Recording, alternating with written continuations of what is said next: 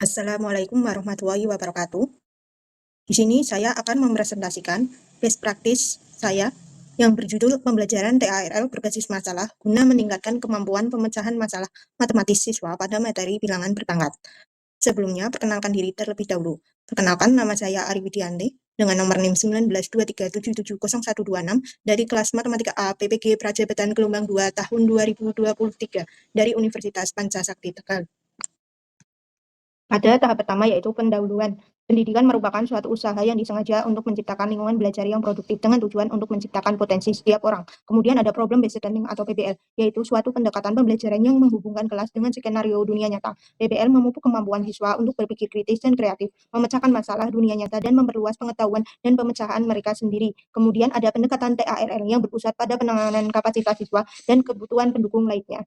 Kemudian diharapkan bahwa integrasi PBL dan TARL akan meningkatkan kemampuan belajar dan pemecahan masalah khususnya dalam studi matematika.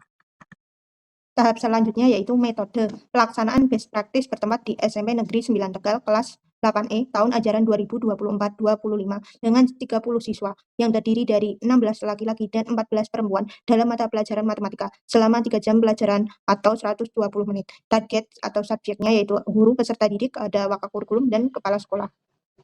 Selanjutnya ada langkah-langkah dalam TARL sebagai berikut. Yang pertama, mengambil data awal yang kita ambil berupa asesmen diagnostik untuk mengetahui tingkat kognitif peserta didik. Yang kedua, melakukan asesmen formatif kelompok, soal berupa LKPD mengelompokkan siswa berdasarkan kemampuan pengetahuan sesuai level. Yang ketiga, melakukan pembelajaran berdasarkan kemampuan pengetahuan sesuai level, serta melakukan dokumentasi dan hasil portofolio berupa LKPD yang telah dibuat, serta di dalam proses pembelajaran, guru melakukan instrumen penilaian asesmen afektif untuk keaktifan peserta didik selama diskusi kelompok, dan ada instrumen penilaian presentasi.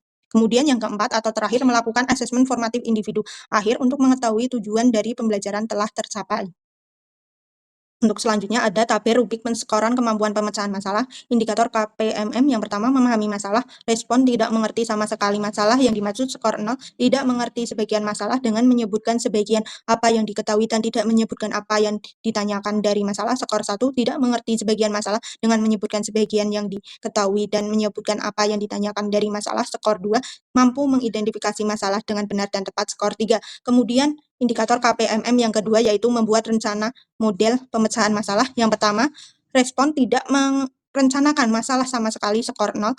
Kemudian memecahkan penyelesaian masalah tetapi tidak benar atau tidak sesuai dengan masalah sama sekali, skor 1. Merencanakan penyelesaian yang digunakan hanya sebagian saja yang benar, skor 2. Mampu merencanakan penyelesaian masalah dengan benar dan tepat, skor 3. Yang ketiga, ada indikator KPMM, yaitu menyelesaikan rencana model pemecahan masalah. Respon tidak mampu menyelesaikan masalah sama sekali, skor 0. Menyelesaikan masalah tidak sesuai rencana, skor 1.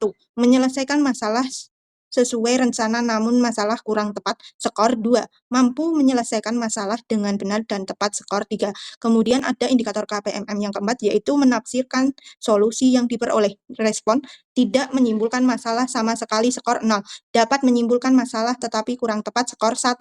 Dapat menyimpulkan masalah dengan tepat, skor 2. Selanjutnya, keberhasilan penelitian ini diukur melalui beberapa aspek sebagai berikut.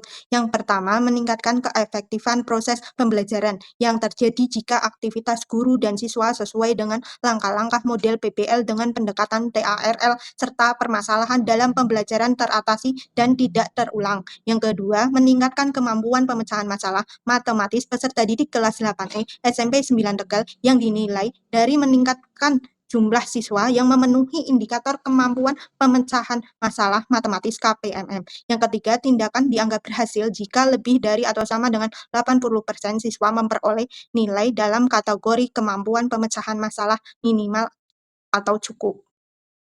Kemudian ada hasil dan pembahasan.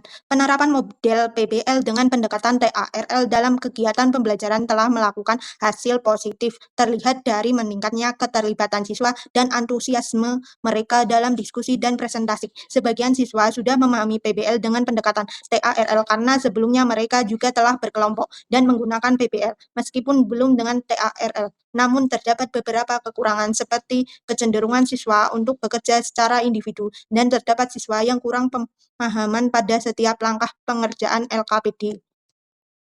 Hasil dan pembahasan. Presentasi jumlah siswa kelas 8E SMP Negeri 9 Tegal yang memenuhi indikator KPPM. Dari data tabel di samping terlihat bahwa kemampuan siswa dalam memecahkan teka-teki matematika semakin meningkat. Namun dari 30 siswa, hanya 16,67 yang masih tergolong lemah dalam penerapan program. Oleh karenanya, peneliti dapat menyimpulkan bahwa best practice ini berhenti hanya pada tahap ini. Kesimpulan, dari hasil praktek terbaik yang telah dijelaskan, terlihat jelas bahwa penggunaan model Problem Based Learning atau PBL yang dipadukan dengan pendekatan TARL telah meningkatkan kemampuan siswa dalam menyelesaikan masalah pada materi bilangan berakar, khususnya pada kelas 8E SMP Negeri 9 Tegal subbab bilangan akar.